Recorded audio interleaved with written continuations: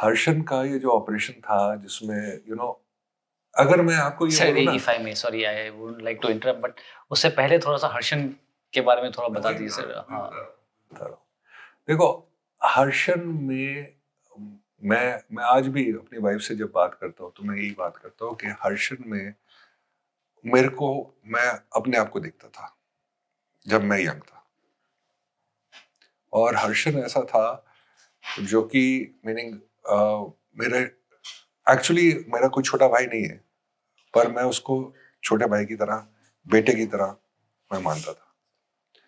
और मेरा सबसे जो फिजिकली टफ, मेंटली टफ, जो अच्छा लड़का था ना, वो हर्षद था। अब हुआ ये कि मेरे को उस समय 4 या 5 दिन की छुट्टी पे जाना था, एंड ये ऑपरेशन होना था 8 सेक्टर RR में, और मैंने बोला था कि भाई ऐसा है कि इसको देख लेना, यहाँ पर मेरे को थोड़ा सा गड़बड़ लग रही है, पर इसको इस प्रकार करना। अब जो भी हुआ मैं नहीं जानता, लेकिन मैं ये जानता हूँ कि जब मैं छुट्टी पे था तो रात को 2 बजे फोन आया कि साहब हर्षद साहब को गोलियां लगी है, मुश्किल है। मैं उसी दिन अपनी छुट्टी से वापस चला गया। वापस गया तो मेरा सूबेदार मेजर मेरे सामने खड़ा था, उसकी आंखों में आंसू थे, और उसने ये कहा कि साहब आप नहीं छुट्टी जाओगे। मैंने कहा क्यों? कहते साहब ये पलटन में ये विश्वास है कि अगर आप पलटन में हो तो एक आदमी, एक जवान को चाहे गोली लगे ना लगे, कोई मरेगा नहीं। तो मेरे लिए सबसे बड़ी ये थी कि हर्षन का आई थिंक वो मैं अपने साथ ही ले जाऊंगा कि दैट रिग्रेट इज देयर कि मैं क्यों नहीं था उस समय। पर वो कहते हैं ना कि किस्मत वाली बातें होती हैं। मैं होता तो भी मैं शायद कुछ नहीं कर पाता, ठीक है, लेकिन ये चीज रहती है और ये रिग्रेट है।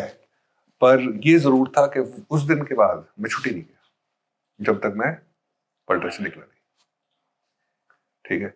And I did not lose a single man.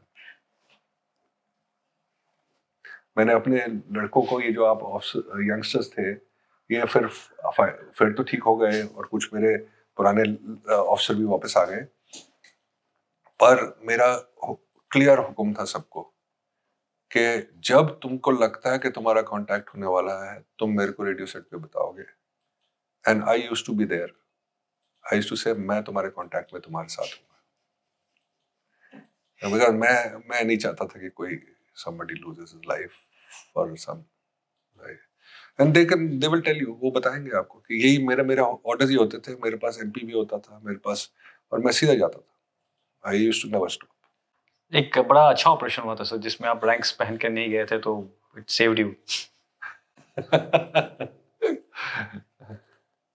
Actually ना वो ऑपरेशन वो भी that was a different thing by itself. वो क्या था कि उस समय 7 सेक्टर RR के जो चीफ पुराने थे ना, अपने जो जॉइंट जो CDSP बने थे, जनरल रावत, वो थे commander. Sir he was the brigade commander.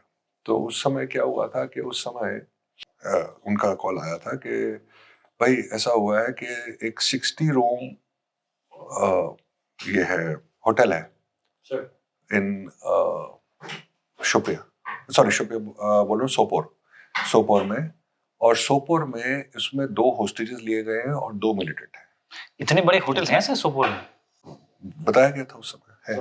60 room कुछ नहीं होता ना यार, 4 फ्लोर 5 फ्लोर के, ठीक है।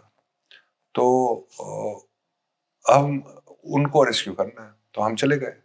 तो इनर कॉर्डन हमारा था, आउटर कॉर्डन RR था।